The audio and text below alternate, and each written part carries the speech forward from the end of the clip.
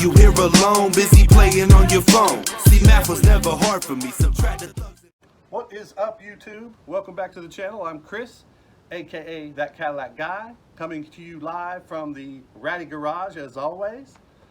Today happens to be Father's Day, so happy Father's Day to all the dads out there. I'm fortunate enough to be one of them, so enjoy your day. Today's crazy story is about the time, gosh, I can't even explain it. I'll just have to tell the story. But when I was 19 years old, I moved into a house with two other guys. It was a real nice house, had 3 bedrooms, ping pong table. It was a really fun place. But it wasn't far from Ball State University, and my one roommate was a student. My other roommate had graduated from Ball State. So, as you can imagine, 3 guys, young, single, it was just a party 24/7. And we lived in kind of a nice little neighborhood, but our neighbors were always cool. And before we'd have a big rager, we'd say, hey, just to let you know, we're going to go hard Friday night. And they were like, yeah, okay. So that was good. So anyway, one day we all 3 kind of woke up when we were just kind of walking around the house, and we're like, hey, what are you doing today? And as it turned out, we all had that day off. So that could only mean one thing, like the first beers were popped at like 11 o'clock in the afternoon. So we were just drinking, playing ping pong, people were over all day. And so I think we watched the Cubs baseball. And so we just were going hard all day long into the evening time. Into the evening time, we found ourselves at a pizza place, drinking pitchers of beer. Like we were just hammered, destroyed. And I guess I should preface this by saying, don't drink and drive, people, because it's not cool. This doesn't have to do with the story, but that happened a lot when I was young, and it's just dumb. But anyway, we finally end up back at our house. I don't know, I'd say around midnight, just hammered. And my one roommate said, well, look, the only thing we could do now is break out the Everclear. Now, Everclear, for those of you who might know, is like, I don't know, 200 proof alcohol. It's just awful. I mean, it's terrible stuff. So we proceed to start drinking that. I think he had a pint or something. We were drinking that. And I'm not an alcohol drinker by trade. I like beer, but alcohol is just not my thing. But, after you've been drinking all day, you'll drink anything. So we get into that. And so now the backstory is, my roommates were great guys. Lynn, who owned the house, one of the nicest guys you'd ever meet. He knew everybody in town. He was tall, good-looking guy, had money, so he was just a really popular dude. But this dude was the most competitive guy I think I've ever ran across. And I'm a pretty competitive guy too, or I was back in the day. But this dude, he wanted to compete all the time. Like, who could chug this beer the fastest? Who could eat this box of cereal the fastest? Like, anything he did, he made it to a competition. And he was big and athletic, so he was pretty good about everything. Like I mentioned, we had a ping pong table. And Lynn and my other roommate, Lance, who I'll give you a little background on him, both grew up with ping pong tables in their houses when they were kids. So they were really good. And I was not very good. So I got destroyed by these guys time and time and time again. But I got better. And so what would happen with people would come over to the house, they'd say, let's play ping pong. And they said, well, you have to play Chris first, because if you can't beat Chris, there's no need to even play us. And I got to the point where I could beat most of the folks that came over. But anyway, Lynn was just super competitive. Lance was a great guy, R.I.P., he's passed away, but he was a really good guy. He was a really hard partier. Like, this dude could just go forever. But he was a really smart guy. He was in school. And so the 3 of us together, we just had a blast at this house. So anyway, we were hammered when we got home at midnight or whatever time it was, but I've always been able to handle my alcohol, handle my beer. I'm always, very few times have I been like blackout drunk and not know what's going on. Well, we break into this Everclear. And it's just like, it's game over, like done. And I think it was, Lynn had, he had photo albums of all of his parties and all of our parties and all the goings on, which I would love to see those today. I'd be super skinny, but I would love to go through those. But so he took a lot of pictures. So he was taking pictures throughout the evening, especially post Everclear. And after we, a few days later, we saw these pictures. We had each other in headlocks, and we're like just out of control. Just don't even remember it. But what I do remember, at some point during this debauchery, Lynn's just talking smack, like to me especially, like I can beat you in ping pong, I can do that. And I was like, man, I'm sitting there thinking, what can I beat this dude in? I have got to find something that I can beat this dude in to shut him up. So for some reason, now I'm not sure why, but in my head, my drunken mind, I thought I can beat this dude in a foot race, in a race. I think I can beat this dude. Because one of the things I think, this is again going back, Lynn, when he was like 17 years old, was in a really bad car wreck. And like half of his right calf was just gone. Like it was gnarly looking. Like the seat rails that your seat goes up and down on had like went through his calf. It was brutal. But he was all healed up and everything. He was still a really good athlete. But anyway, maybe that's why I was thinking I can beat this dude in a foot race. So I was like, okay. Like me and you outside 2 times around the block, dude. Like, super confident, super cocky. Granted, this again, now it's like 2 a.m. or whatever in this nice little quiet neighborhood. So he's like, yeah, let's go. So out we pile out to the street. Lance is going to, start us and finish us. So I don't know how far the block is. A pretty big block, but it was 2 times around. So go. Off we go. Of course, Lynn takes off like a shot. He's just flying. I'm calm, cool, and collected. I'm like, you know what? I'm going to pace myself. Like I was really focused in. I'm going to pace myself. And, he's going to, it's like a turtle in the hair type thing. He's going to die out and I'm going to kick and beat him. So off we go. And we're going around the first lap. Lynn all the time looking back, cussing me out, going, you suck, bro. Off he's going. I was like, steady pace. As long as I can keep him in my sight, I can't lose sight of him. But if I've got him in my sight, I can catch him and beat him on that last lap. First lap, Lynn's got a pretty sizable lead. Still talking smack.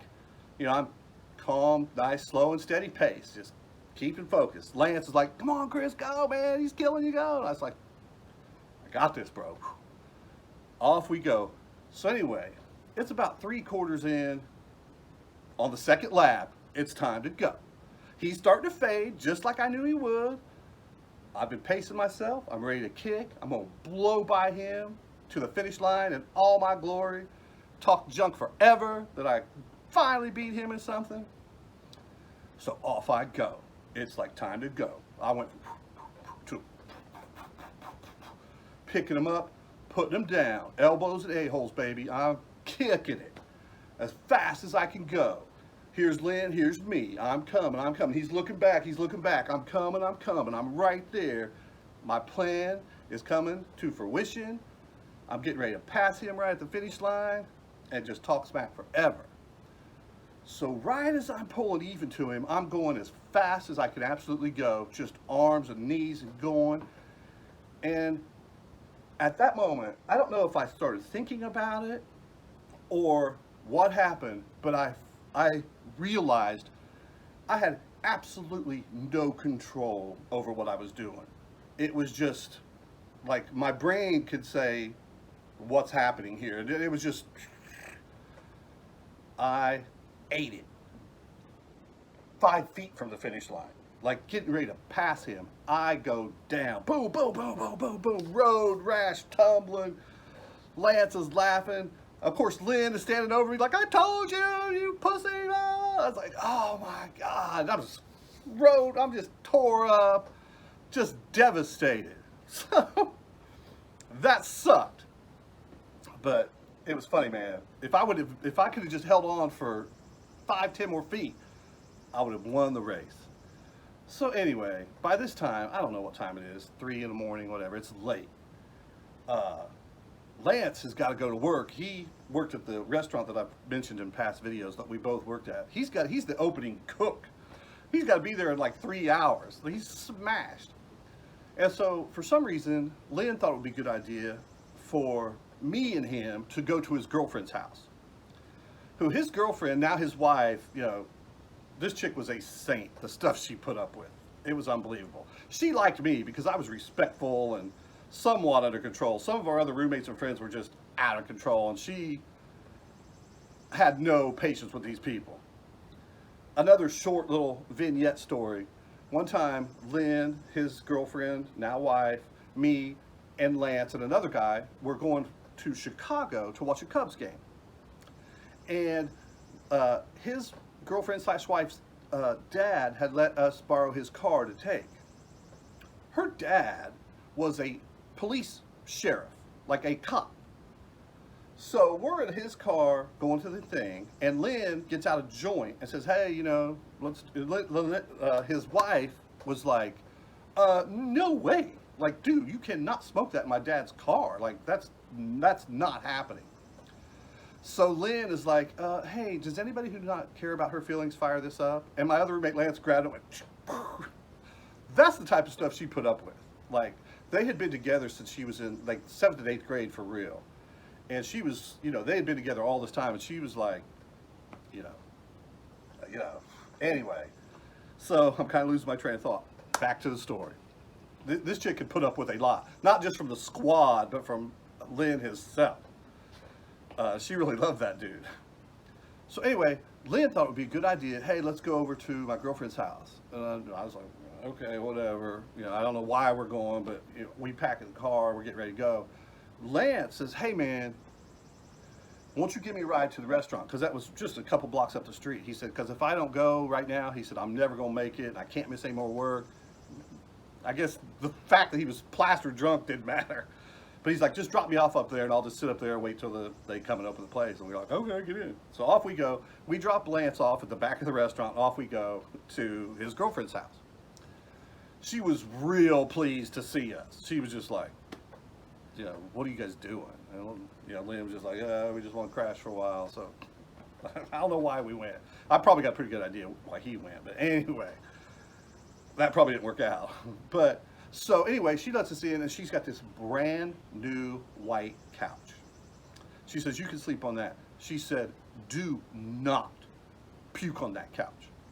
She said, I will kill you if you mess this white couch up in any shape, way, form. And I was like, yeah, cool. And I'd never, I think I probably thrown up from drinking maybe, I don't know, twice in my life. I just don't do it. But it was in my head now, because I was super hammered. And like the ground is spinning. I was just like, I concentrated so hard. Like, dude, you cannot puke on this couch. So I didn't, but I mean, I had to focus super hard. So anyway, it was just a couple hours later, you know, she had to go to work. She's like, you guys need to go. We're still drunk. So me and Lynn make our way home. And when we get home, there's the answering machine is just blowing up. And I pushed it, and it was the restaurant. They're like, hey, you know, where's your roommate? Where's Lance? He's supposed to be up here, you know, an hour ago. And I was like, we dropped him off up there. They're like, he's not here. And I said, you know what? I said, go around back and see if he's out there.